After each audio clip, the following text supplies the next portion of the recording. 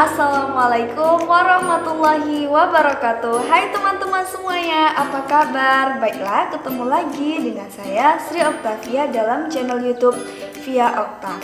Dalam kesempatan kali ini, saya akan membahas seputar materi kesejarahan Indonesia, yaitu tentang periode jatuhnya pemerintahan Orde Baru. Tentunya teman-teman sudah tidak asing lagi bukan dengan periode pemerintahan Orde Baru? Ya, periode pemerintahan era Presiden Soeharto. Nah, kira-kira apa yang menyebabkan periode Orde Baru mengalami kejatuhan ataupun kemunduran? Maka dalam video kali ini saya akan membahas tuntas faktor-faktor yang menyebabkan jatuhnya pemerintahan era Orde Baru.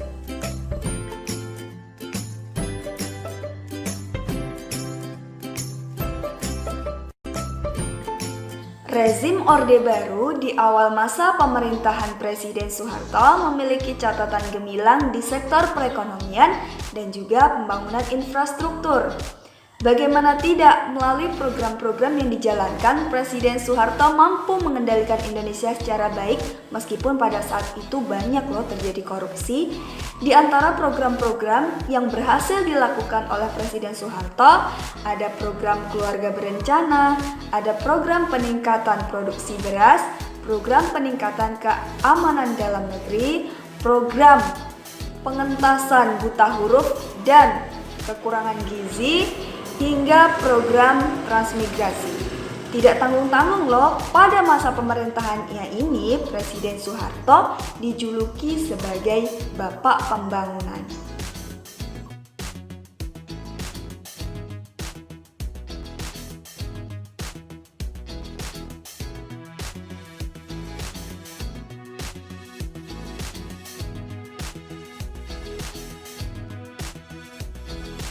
Namun, di tengah-tengah prestasi yang ditorehkan oleh Presiden Soeharto masih menimbulkan beberapa catatan merah. Di antaranya, pada saat pemerintahan era Soeharto banyak terjadi praktik korupsi, kolusi, dan nepotisme. Yang kedua, pembangunan yang tidak merata karena pembangunan kebanyakan dipusatkan di wilayah kota besar. Yang ketiga, kesenjangan pendapatan. Yang keempat, ada timbul kecemburuan sosial dari para masyarakat kepada para transmigran karena para transmigran ini mendapatkan tunjangan yang lebih besar. Di samping itu juga terjadi kesenjangan sosial yang cukup jelas antara si kaya dan si miskin. Selanjutnya, catatan merah pada saat pemerintahan Presiden Soeharto, pers dibungkam dan oposisi diharamkan.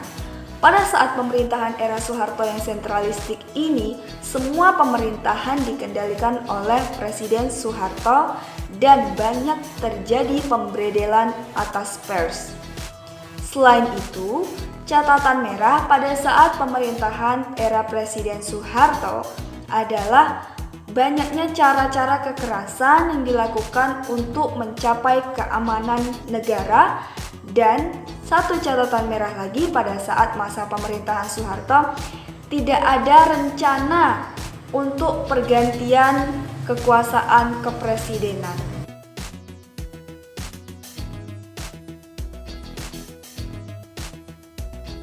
Selanjutnya, memasuki tahun 1997, semua kekaguman rakyat atas pemerintahan Presiden Soeharto perlahan-lahan menurun dan banyak menimbulkan kecaman. Bagaimana tidak, pada masa ini terjadi beberapa krisis yang menyudutkan pemerintahan Presiden Soeharto. Di antaranya, yang pertama, ada krisis ekonomi dan moneter. Yang kedua, pola pemerintahannya yang sentralistik.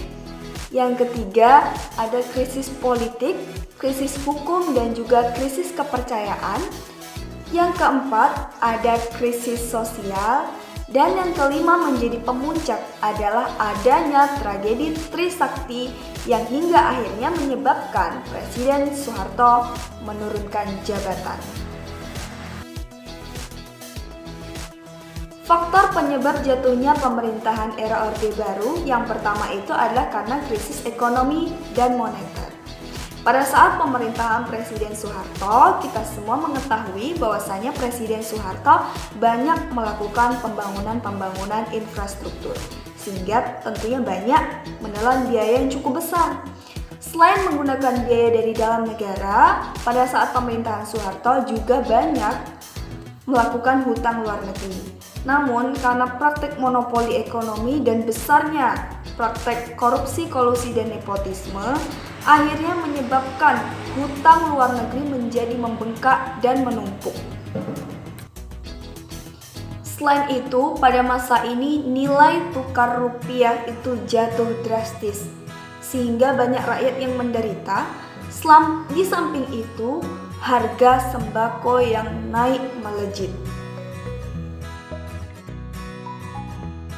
Faktor kedua yang menyebabkan jatuhnya pemerintahan Orde Baru itu ada pola pemerintahan yang sentralistik. Pada saat pemerintahan Presiden Soeharto, semuanya itu dipegang kendali oleh Presiden Soeharto sendiri. Bahkan lembaga-lembaga negara juga kedudukannya itu fungsinya dipegang sendiri oleh Presiden Soeharto. Sehingga pada saat ini banyak terjadi kecaman-kecaman dan penyayangan dari beberapa pihak. Faktor yang ketiga, adanya krisis politik, hukum, dan kepercayaan. Bagaimana tidak?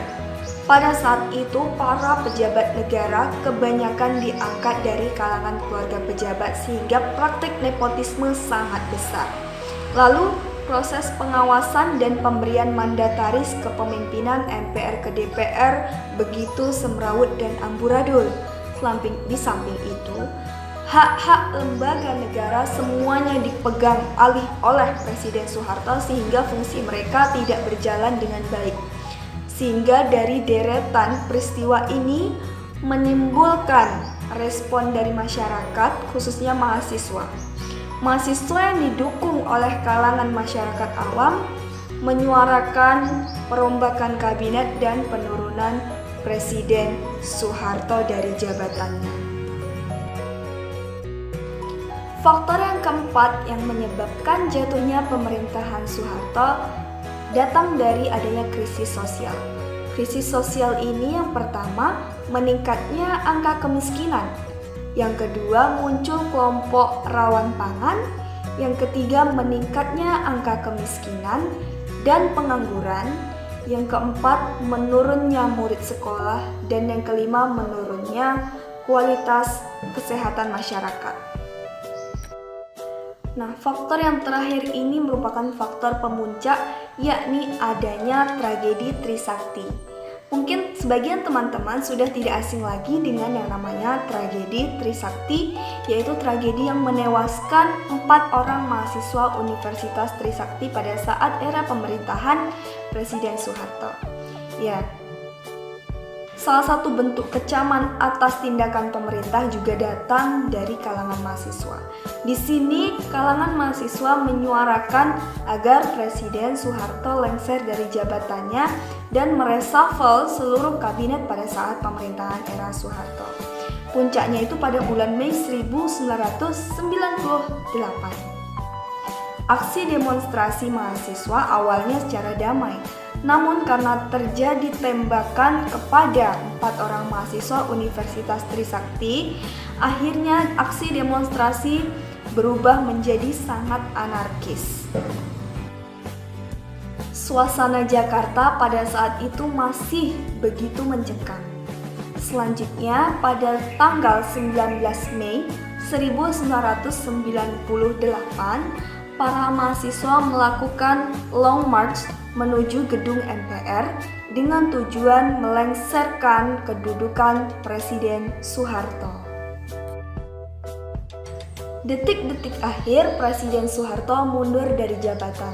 Pada saat itu, Presiden Soeharto mengundang beberapa orang untuk melakukan rapat di Istana Negara. Di sana ia berencana membahas tentang permasalahan krisis negara. Namun pada saat itu dukungan politik kepada Presiden Soeharto sangat lemah. Salah satunya ada seorang tokoh yang bernama Kosgoro yang menyuarakan agar Presiden Soeharto mundur dari jabatannya. Dan melihat tekanan-tekanan dan krisis kepercayaan dari masyarakat, akhirnya pada tanggal 21 Mei 1998, Presiden Soeharto resmi mengundurkan jabatan kepresidenan. Nah teman-teman, itu tadi pembahasan singkat tentang jatuhnya periode pemerintahan Orde Baru yang diwarnai banyak krisis di kalangan masyarakat Indonesia. Semoga video ini bermanfaat untuk teman-teman semuanya dan saya akhiri. Assalamualaikum warahmatullahi wabarakatuh.